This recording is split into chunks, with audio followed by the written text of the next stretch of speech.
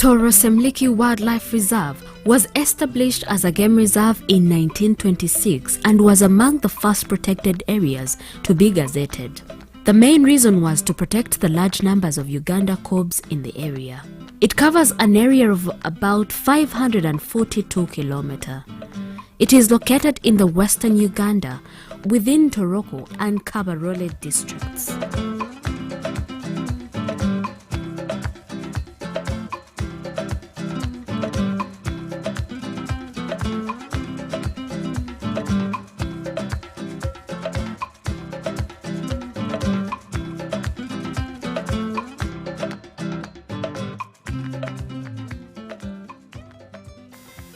Toro-Semliki, at the first time when it was gazetted, this area was being shared by two districts or two tribes.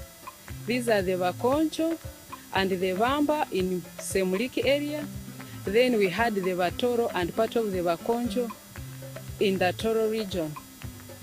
So it acquired its name from Toro and Semliki because they were fighting between the land where the park was to be gazetted.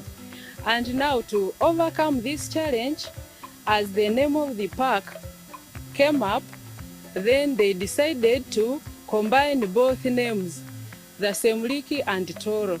So that's why they decided to name the area Toro-Semliki Wildlife Reserve, so that all the two parties go when they are satisfied.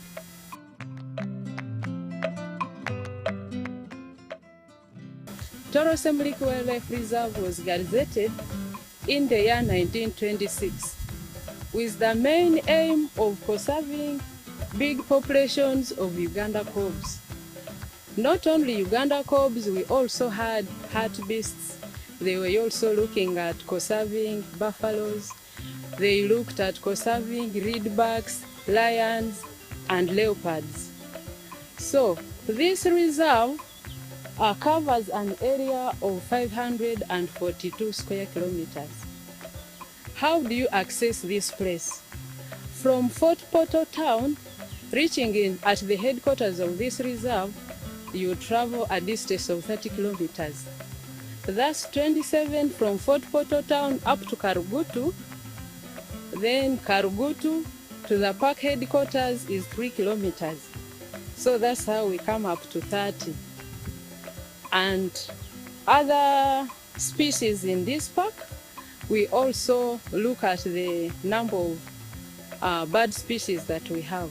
Toro-Semliki as a reserve is proud of around 440 bird species, of which in the 440 we have the endangered bird species such as the pygmy bee-eaters and the shoebill.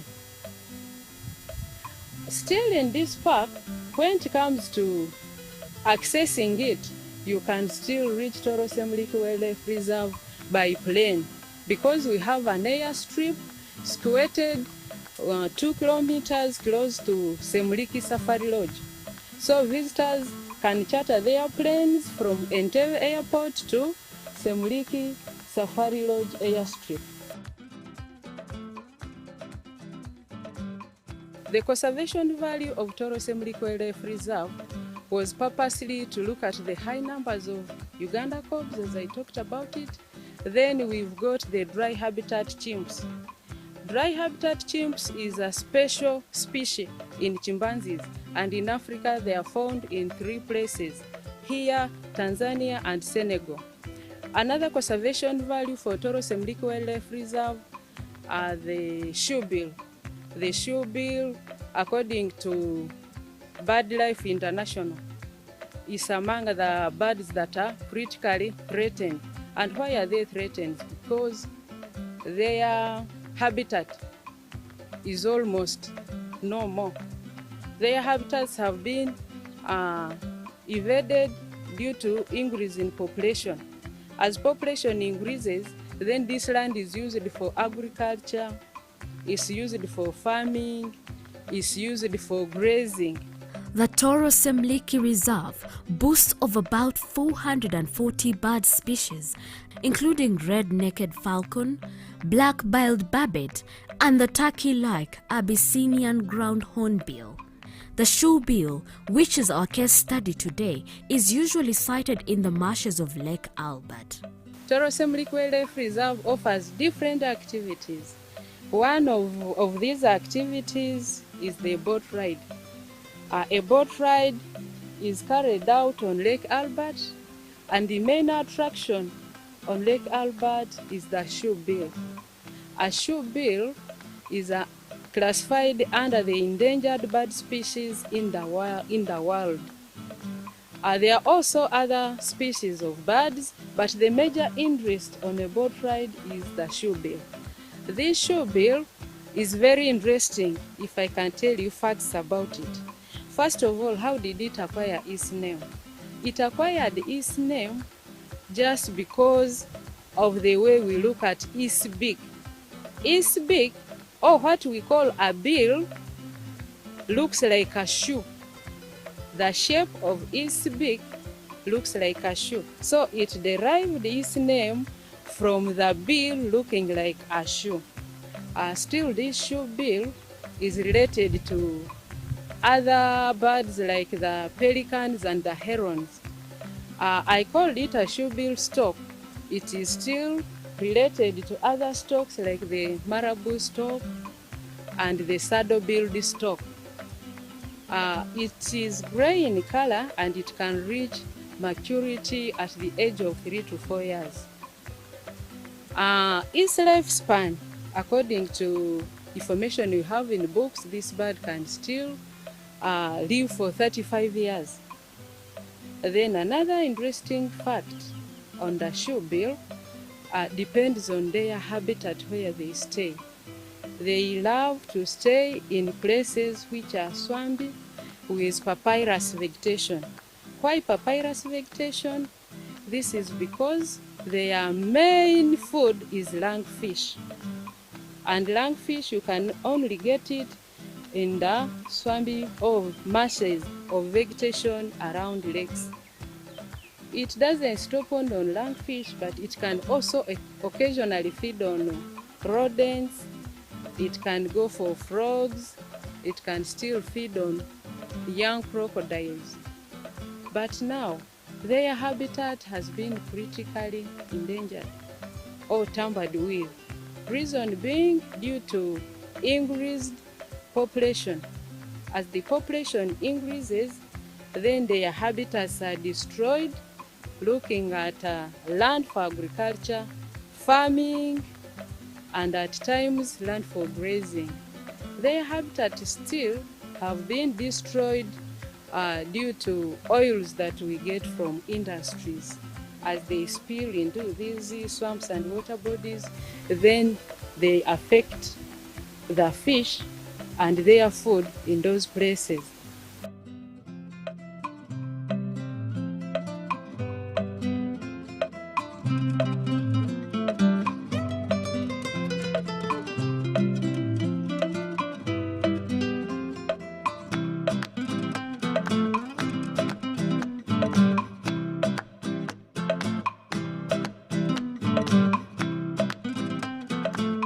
I once again welcome you to Toro Semliki Wildlife Reserve, where we are at the shores of Lake Albert, and right now we have reached at the habitat or the territory of our shoebill. Now these shoebill birds, they like standing on floating vegetation. So where we are in the right place. This shoebill, they are old. When they are old, they're always big in size. An adult one is always green. Is always gray, then an immature one is always brown in color.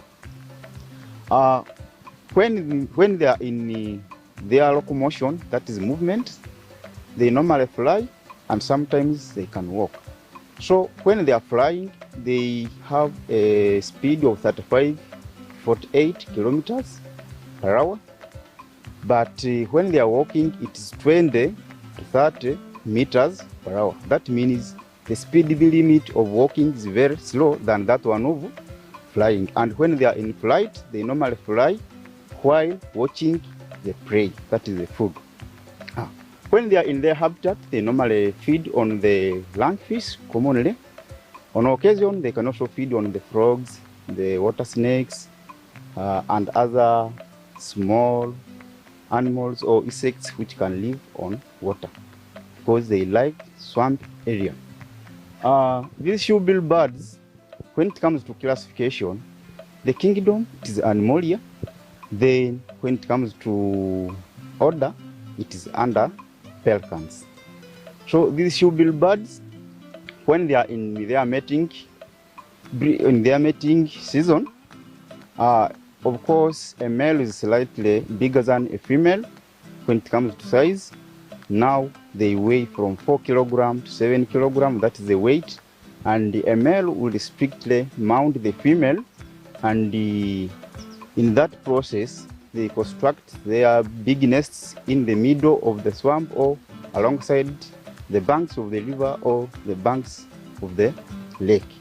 And the nest will be constructed from the big sticks and some small sticks in the middle of the swamp.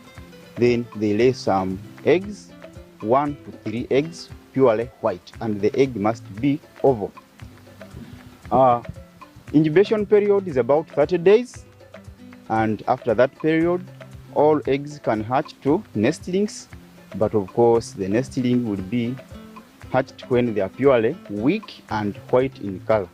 And the overall weight range of the nestlings, it will be around 8.8 to 15.4 pounds. That is the weight of the nestling at hatchability period. When it comes to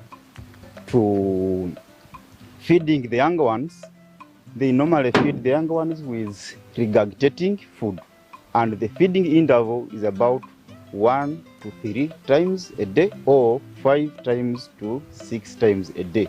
No, this food must be regurgitated by the adult one, and they feed them the young one, and the moment the young one mature to the age of 3 to 4 years, now they will start also activities of adult shoebills.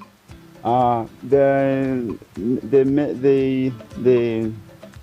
lifespan is about 35 years in the wild, but 36 years under captive life. No, captive life is more easier than wild life because of some factors, and factors must be either food or enemies, because they have also predators. So predators of shoebills they are crocodiles and human beings. So when it comes to now the real information about the shoebill, these shoebill birds, as I've told you, that they are ever gray in color, but some locals, these fishermen, they normally have a bad omen on them, think that whenever they are going for their activity, that is fishing activity, and they find them on their way, they believe that shoebill, it will be a curse to them that they will not catch fish. So at the end result, they started killing them or disturbing them from their habitat, and they became vulnerable. Right now, they are vulnerable or endangered. But Uganda Wildlife Authority, what we will do as a team, we normally sensitize these people to be in harmony with these birds, because finally these birds, whenever they are in their habitat, because they normally like the breeding sites of the fish, of course now people are living with them in harmony. They are no longer hunting them, though their number is reducing according to IUCN statistics, because they now in the whole world, they now say it is 33,000 to 53,000. That is the population in the whole world. That is their number. But they are normally saying that the number is reducing because of that disturbances.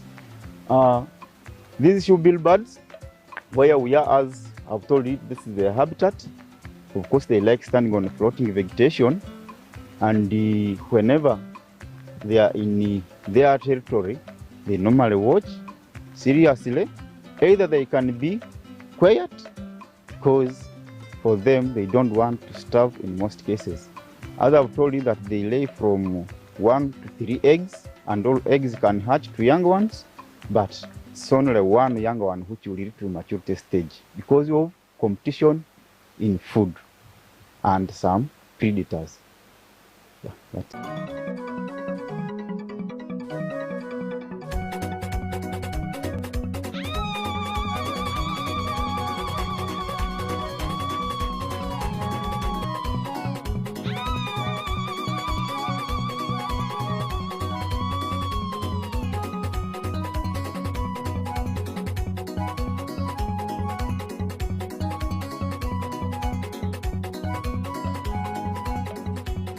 This is Lake Albert, and I really welcome you to Lake Albert.